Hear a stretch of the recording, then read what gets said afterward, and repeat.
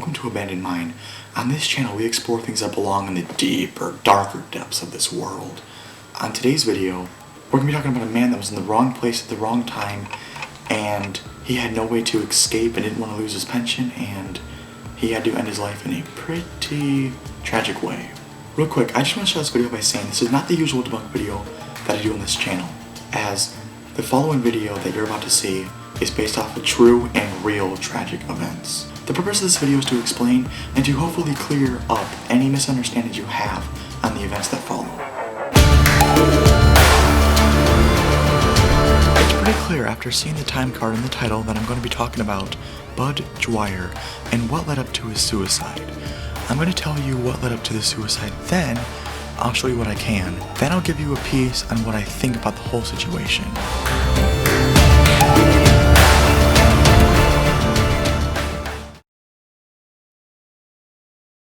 Robert Bud Dwyer was born on November 21st, 1939 in St. Charles, Missouri.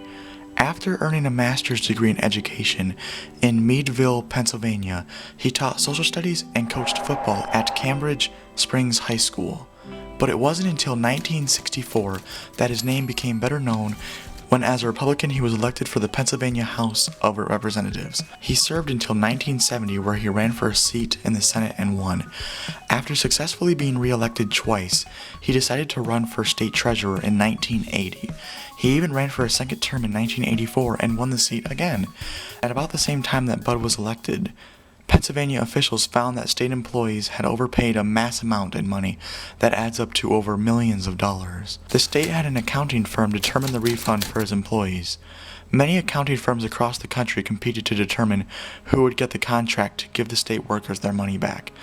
The $4.6 million contract was ultimately given to Computer Technology Associates, a California-based accounting firm run by John Torquato, which specialized in recovering overpaid Social Security taxes. After the contract was awarded, Pennsylvania Governor Dick Thornburgh got an anonymous tip that had to do with bribery that took place during the awarding of the contract. Although the company was California-based, it was run by John Torquato, who was from Johnstown, Pennsylvania. The tipper said that Dwyer was bribed $300,000 to award the $4.6 million to the firm.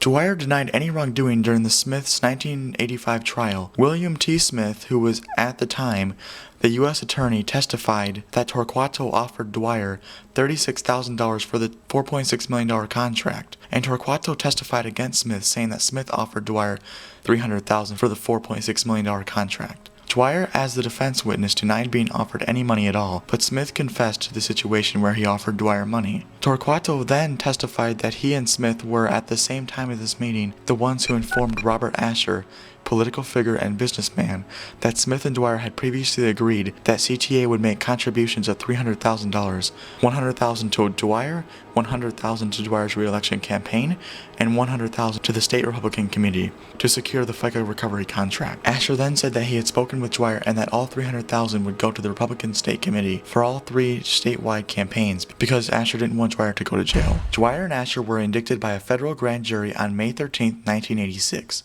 A computer tape that was seized from CTA's office on July 1984 showed that Dwyer was supposed to receive the $300,000 payoff. Furthermore, Smith and Torquato's claim were corroborated by 4 more witnesses. Dwyer still maintained his innocence, saying that he awarded the $4.6 million based on his Treasury Task Force recommendation, not on a bribery. Also, it was found that Dwyer could have awarded the contract to Arthur Young and Associates, who had many more employees and could have performed the FICA recovery as fast as CTA at half the cost.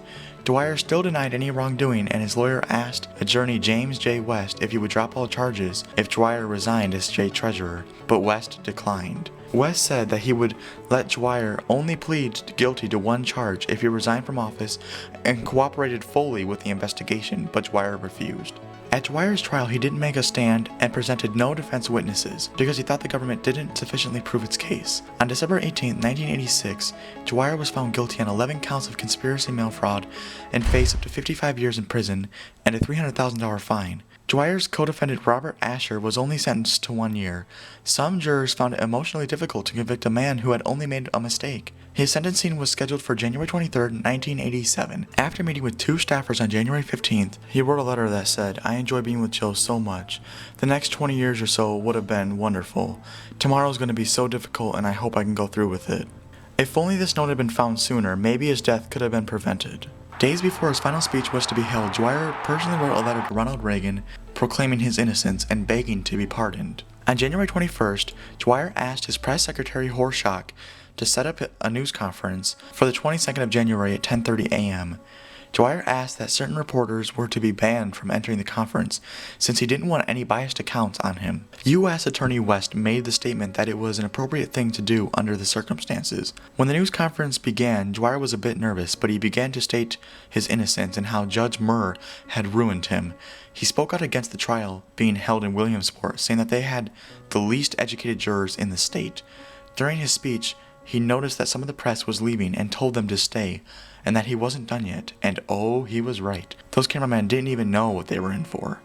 During parts of the press conference, Dwyer's press secretary Horshack wanted to stop him and let people know that Dwyer had written the script himself, not Horshack. Dwyer then got to his final page, which I'm going to read now. "I thank the Lord for giving me 47 years of exciting challenges, stimulating experiences, many happy occasions, and most of all, the finest wife and children any man could ever desire. Now my life has changed for no apparent reason. People who call me and write are exasperated and feel helpless. They know I'm innocent and want to help.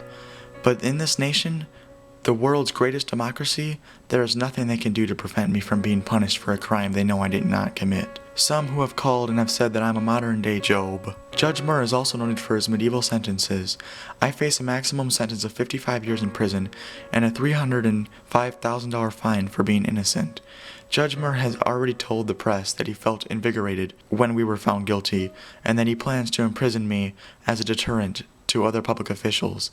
But it wouldn't be a deterrent because every public official who knows me knows that I'm innocent. It wouldn't be a legitimate punishment because I've done nothing wrong.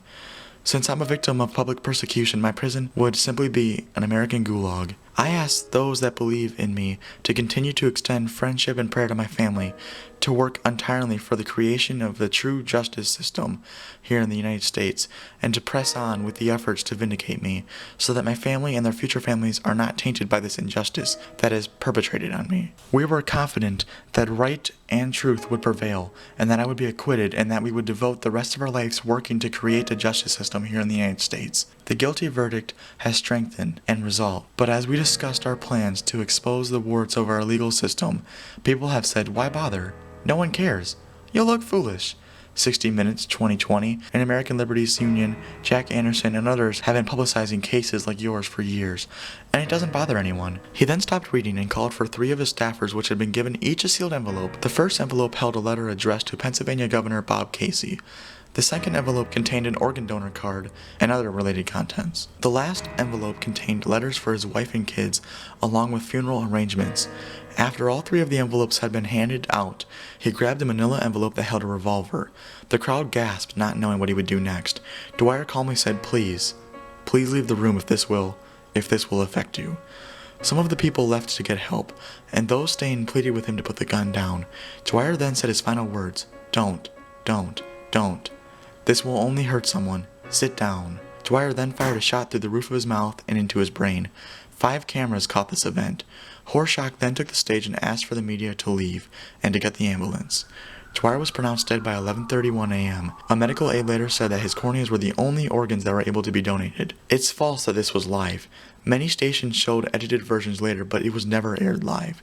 Harrisburg TV station WHTM TV broadcasted uncut versions of the suicide twice a day, despite many viewer complaints. The Justice Department's Office of Professional Responsibility cleared Dwyer attorneys James West and everyone else involved in Dwyer's investigation and persecution. His widow got benefits of $1.28 million.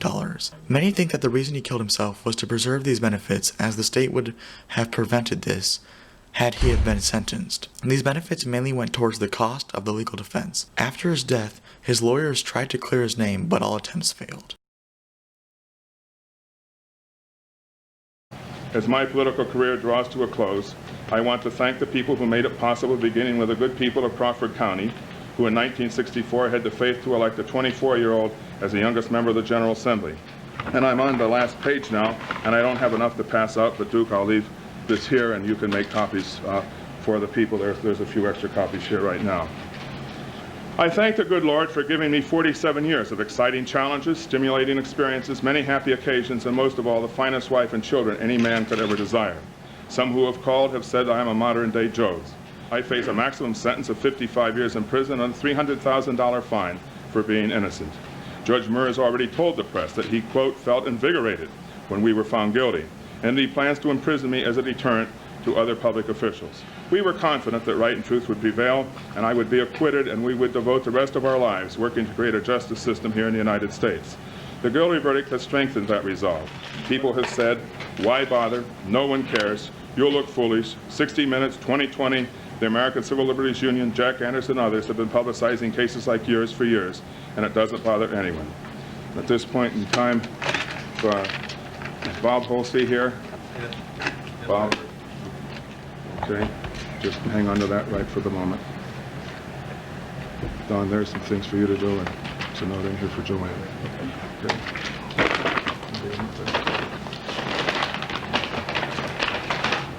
Please leave the room if this will.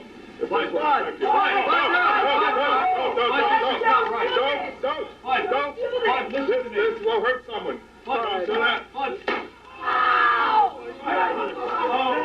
Someone call the ambulance and a doctor and the police.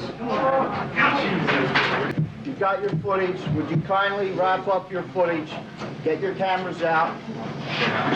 Please get out of the room. You've got everything that can be gotten at this point. In the end, I don't think he was 100% innocent, as I don't think he would have killed himself if he was. I do believe that the blame should have been shifted more towards Torquato and Smith, as Torquato was the one who was awarded the $4.6 million for allegedly bribing Dwyer. Torquato did receive a sentence of 4 years in prison in 1984 after he admitted to being the mastermind behind the scheme to bribe Dwyer. William T. Smith later admitted to lying under the oath about never offering Dwyer a bribe. He said that he did this to reduce his own sentence. Basically, it looks like Dwyer was in the wrong position at the wrong time. He should have given the money to the firm that was best at distributing it, not this sketchy California firm with only 3 employees. It seems like he killed himself to prevent going to jail and losing the pension money. He had clearly planned the suicide, as his written note and planned speech proved it. I believe that had the people been more honest in the trial, Dwyer might have gotten a much later sentence and might still be alive to this day. In conclusion, a man killed himself because he was afraid of losing it all. Much of this would have been prevented had the people in the trial had done the right thing. I mean, if everyone, even Dwyer, had done their jobs properly, he wouldn't have been prosecuted in the first place. Overall, it's a pretty sad story with a tragic ending. Okay, so I hope you took the video in, and now you understand the event to its fullest, and there's no misunderstandings, and it cleared it all up for you. So it's a very complicated case here. I mean, there was a lot more that went on in the jury that I did not explain because there's a lot of details online. Literally a lot of details.